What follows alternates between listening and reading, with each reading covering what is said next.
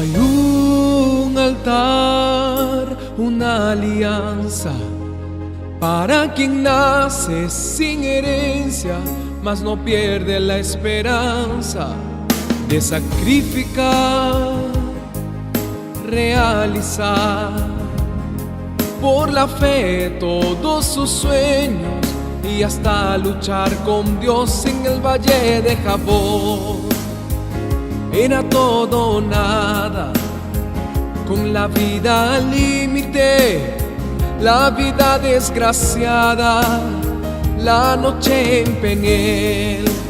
En el sufrimiento Jacob luchó con Dios y prevaleció. Hubo una lucha, creador, criatura.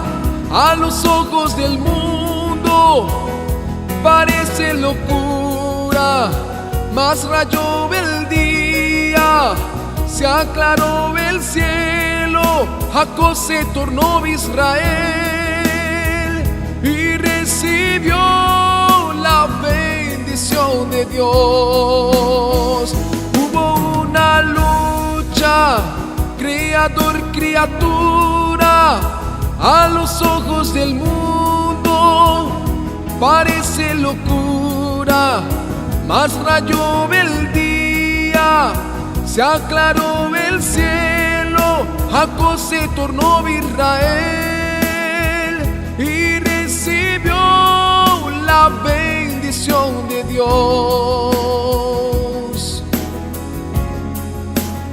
En el valle de Jabón era todo o nada, con la vida al límite, la vida desgraciada, la noche en Peniel. En el sufrimiento Jacob luchó con Dios y prevaleció. Hubo una lucha, creador, criatura.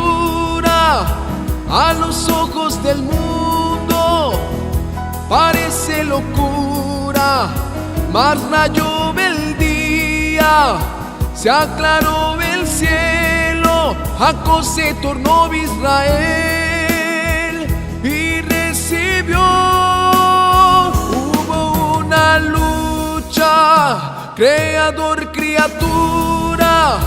A los ojos del mundo parece locura, mas rayó el día, se aclaró el cielo, Jacob se tornó Israel y recibió la bendición de Dios, la bendición de Dios.